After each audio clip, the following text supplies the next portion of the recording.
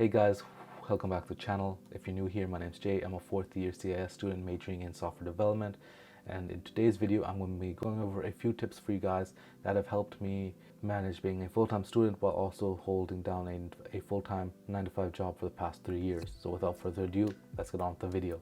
Starting off with tip number 1, keep on track of your schedule. It goes without saying that when you're putting in this much time and effort into both your classes and your work, you will have to be on top of your schedule.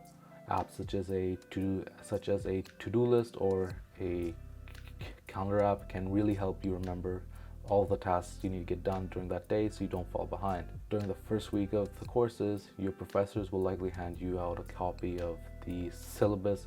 If you're new to university, it's basically a schedule for the class for the entire term. It usually lists the exam dates, assignment dates, all that type of stuff. And one thing I would definitely recommend is that you make sure you read those and book off any time in advance from work that you think you would need in order to complete the assignments. If you also know of any personal appointments or events and need to take time off, it would be a good idea to book those off as well in the beginning so everything is planned out beforehand, so down the road there are no issues.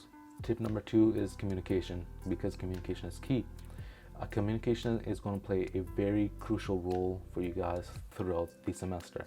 Make sure you let your boss and your family members know that you'll be taking on a heavier workload due to taking the courses and that you may be under a bit more stress than usual for the next couple of months.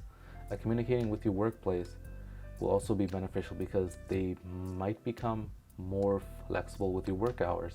For example, when classes were still being held in person, I would let my boss know what my schedule was beforehand, and we would sit down and plan out a way for me to still do 40 hours a week so it didn't affect my salary. So there were days where I'd work for 12 hours a day and then go home, and there were days where I would only work 4 hours a day and then go to classes, depending on when and how many classes I had on those specific days. Tip number 3 is taking advantage of online classes. Now more than ever, you should take advantage of these online version of your class. Since the majority of universities and workplaces are still offering the remote and online options, this would be the best time to take advantage of this opportunity. These played a major role in letting me take more classes in a semester than I otherwise would not have been able to take due to all the time constraints. Since most online courses tend to be asynchronous, meaning that there's no set time and day that you have to attend the class. They just record the lecture and give it to you guys, then tell you, okay, watch this, do your homework, and it's due on this date. This way you could be able to work a regular 8-hour work schedule and take your courses during the evenings, mornings, or the weekends, or whenever it really works best for you and your schedule.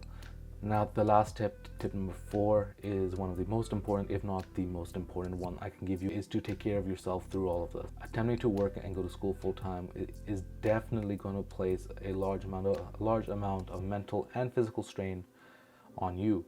Make sure you eat healthy, sleep well, and be physically active. Don't overwork yourself to the point of exhaustion. There's no point in doing all of this if it ends up harming you in the long run. Make sure to communicate with your support group if things start to become a bit too much, so you can figure out a way to manage it until the end of the term. And with careful planning and making sure you are always on top of your assignments and work the commitments, I'm confident that you will be able to successfully work full-time and go to school full-time.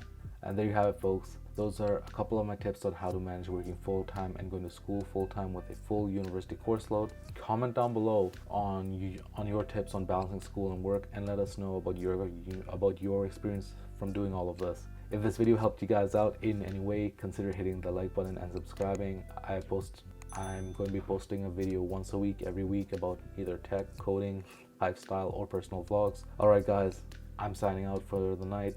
Thank you all for watching, and I'll catch you all in the next one. See ya.